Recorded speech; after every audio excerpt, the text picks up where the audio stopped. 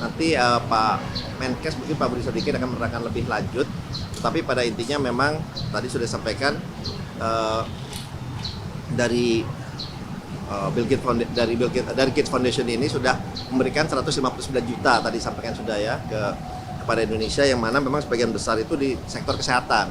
Itu kurang lebih 119 juta, di agriculture itu 5 juta US dollar, teknologi 5 juta US dollar, dan lintas sektor itu 28 juta US dollar. Dan terima kasih atas kehadiran teman-teman media. Tadi saya rasa kan sudah mengikuti langsung ya acara diskusi bersama Bapak Presiden dan juga Bill Gates, yang dihadiri juga oleh para pengusaha, dan juga ada beberapa menteri yang hadir. Ya memang dalam kesempatan ini nanti Pak Menkes mungkin Pak Budi Sadikin akan menerangkan lebih lanjut. Tapi pada intinya memang tadi sudah disampaikan dari Gates Foundation ini sudah memberikan 159 juta tadi sampaikan sudah ya kepada Indonesia, yang mana memang sebagian besar itu di sektor kesehatan.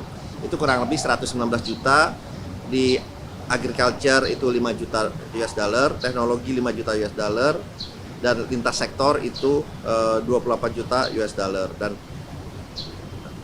kebetulan juga Gates Foundation sudah bekerjasama dengan Bio Farma, tadi juga sudah disampaikan, yang dimana memproduksi 2 miliar dosis vaksin dan sudah dikontribusikan ke dalam 42 negara di dunia, dan dipakai lebih dari 912 juta orang. Dan tentunya dari Gates Foundation akan terus memberikan dukungan terutama di bidang vaksin.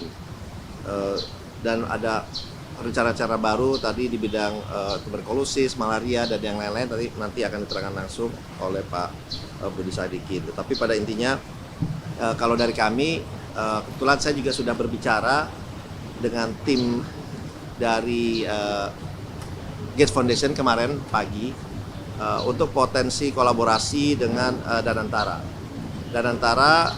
Karena kami di Danantara membentuk juga Danantara Trust, Danantara Foundation, yang dimana kami akan mengalokasikan antara 1 sampai dengan 2,5% dari total dividen yang kami terima setiap tahunnya.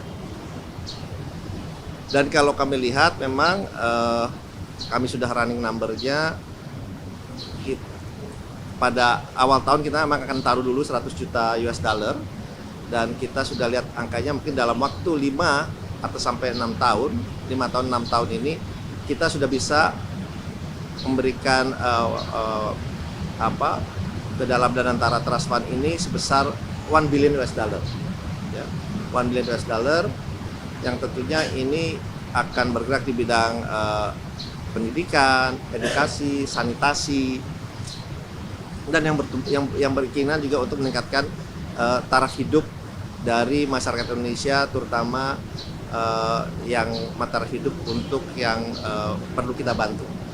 Nah, itu kolaborasi itu sedang kita bicarakan dengan Gates Foundation kemarin, untuk mereka juga bersama-sama menaruh dana juga bersama-sama dengan kami. Dan kita pun juga menawarkan membuka untuk yang kolaborasi dengan kami di dalam Danantara Trust Fund ini, untuk mereka juga duduk bersama-sama kami juga di kolaborasi yang baru ini. Jadi itu yang kita sampaikan, karena kalau kita lihat kan, kalau filantropis ini kita ingin menjadikan Indonesia ini juga sebagai salah satu hub lah di ASEAN gitu ya. Karena saya meyakini, saya juga udah sempat bicara dengan beberapa pengusaha lainnya, untuk mereka ya, untuk filantropisnya atau kapital filantropisnya ya di Indonesia ada Danantara sekarang gitu. Nah, itu yang saya ajak bicara mereka juga, karena idealnya kalau di Amerika kan 2% dari GDP-nya. Nah, kalau kita 2% dari GDP Indonesia, yang dimana GDP Indonesia 1,5 triliun, berarti kan 30 miliar dolar. Jadi hal itu yang kita ingin dorong karena ini akan memberikan dampak yang sangat-sangat positif kepada kita semua gitu. Jadi kami dari Danantara berinisiatif juga untuk bentuk Danantara Trust Fund gitu ya. Karena ya, dan kami juga akan juga mengkoordinasikan ini dengan BUMN lainnya. Mereka juga masing-masing kan juga punya program CSR masing-masing. Nah, kita ingin ini program CSR ini mempunyai dampak atau impact yang besar, yang berkelanjutan dan berkesinambungan gitu. Bukan yang sifatnya hanya ad hoc aja. Jadi kami juga akan mengkaji program CSR dari BUMN ini agar align juga dari program-program pemerintah, program-program Danantara Trust Fund yang ini benar-benar murni kita jalankan untuk kepentingan masyarakat Indonesia gitu ya. Jadi itu mungkin yang bisa saya sampaikan. Terima kasih. Wassalamualaikum warahmatullahi wabarakatuh. Kenapa?